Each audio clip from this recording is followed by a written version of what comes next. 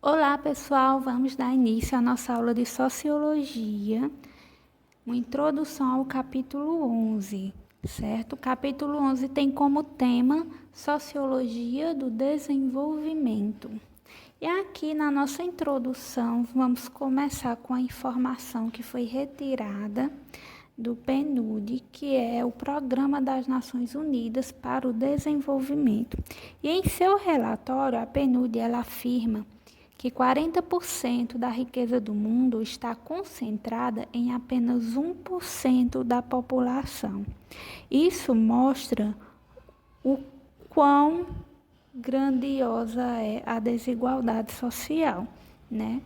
Onde apenas 1% da população contém boa parte da riqueza que existe no mundo, né? Um dado percentual relacionado à riqueza do mundo, envolvendo todos os países. Então, isso nos faz refletir, né, um pouco sobre por que isso ocorre, né? Porque apenas 1% da população possui 40% de toda a riqueza.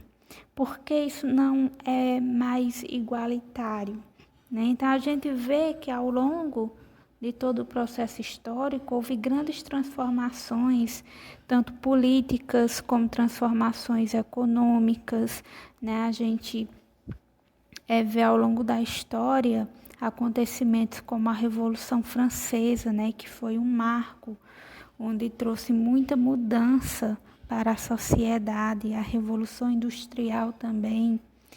E essas revoluções, né, elas trouxeram ideais que acabaram fazendo parte da sociedade. Por a Revolução Francesa, mesmo com ideais de igualdade, né, fraternidade, a gente percebe que está muito longe de haver essa igualdade entre as pessoas, né?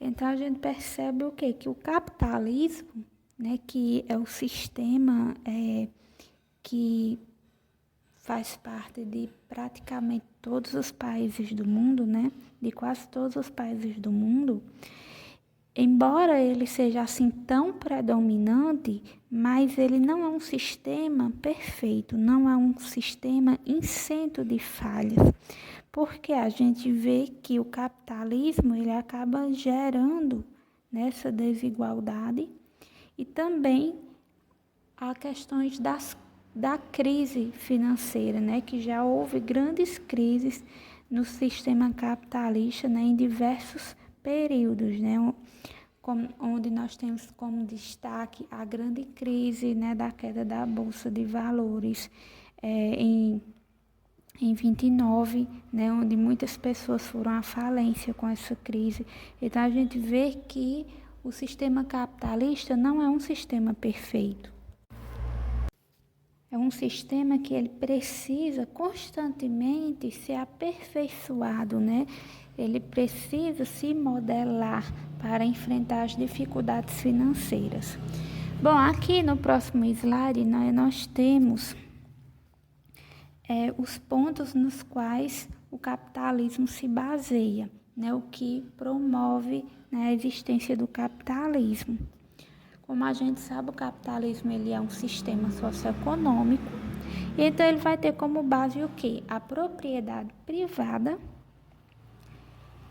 os meios de produção, o trabalho livre assalariado e o marco, né, fundamental do capitalismo, que é a busca incessante por lucros, né? Porque o capitalismo ele visa isso, ele não visa o bem-estar social, ele visa o lucro. E esse lucro ele é principalmente por meio da produção industrial, né? O trabalho assalariado, onde o trabalhador cada vez mais gera mais lucro através do seu trabalho e ganha um salário que é muito inferior ao valor do que ele produz. E aqui no próximo slide nós temos duas imagens, né? Uma imagem onde mostra a produção agrícola né, relacionado ao sistema capitalista com o uso de máquinas, onde aumenta drasticamente a produção, e a forma tradicional, né, da agricultura. Então a gente percebe o que por meio dessas duas imagens, né? Que por meio das máquinas é possível ter um avanço muito grande na produção, enquanto na forma tradicional essa produção se torna mais lenta. Isso acaba sendo bom ter mais produção, porém acaba trazendo um ponto negativo. Qual é esse ponto negativo?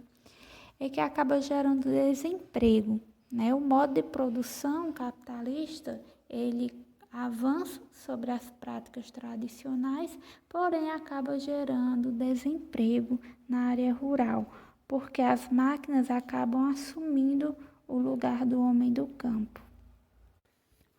Então, quando se fala de capitalismo, né, se fala também na questão relacionada ao comércio, né? E aí eu trouxe alguns termos importantes para esse tema que está sendo tratado nesse capítulo, que é o livre comércio, o planejamento econômico e a nação.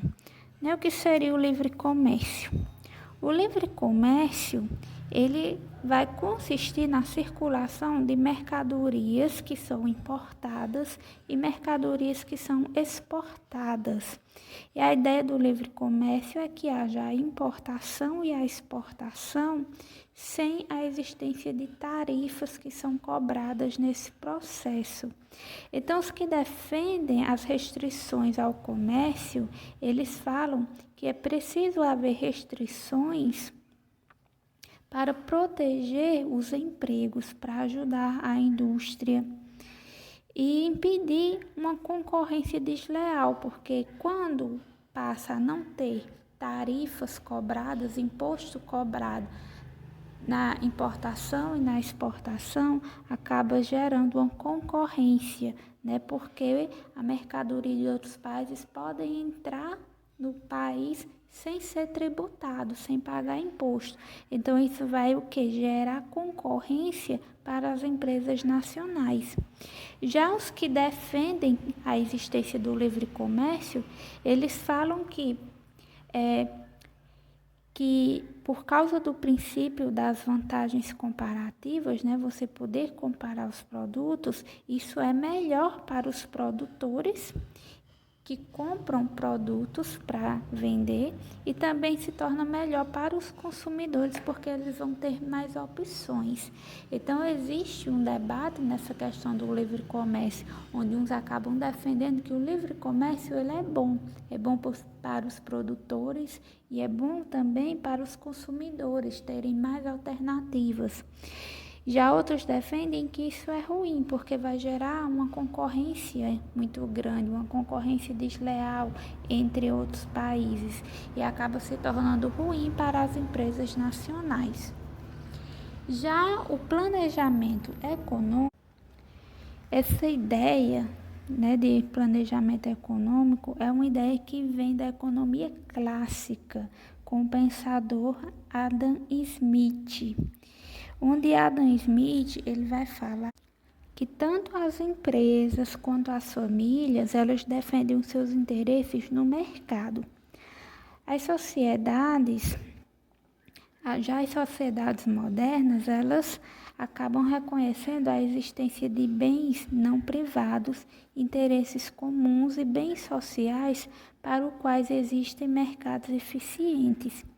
Então, as decisões elas devem ser tomadas por um terceiro agente, que em sociedade democrática seria o governo. Porém, Adam Smith ele fala que o mercado ele se regulariza por algo que ele chama de mão invisível.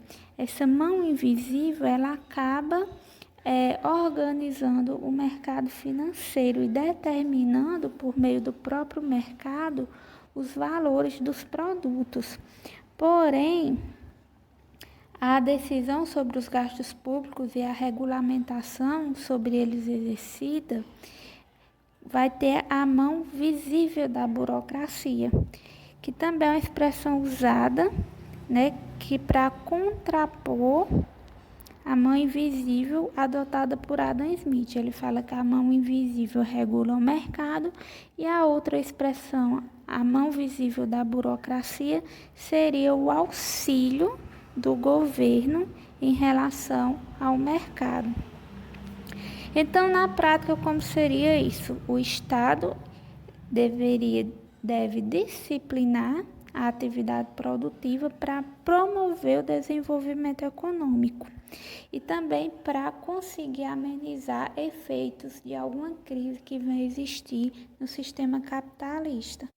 E aqui nós temos também o conceito de nação.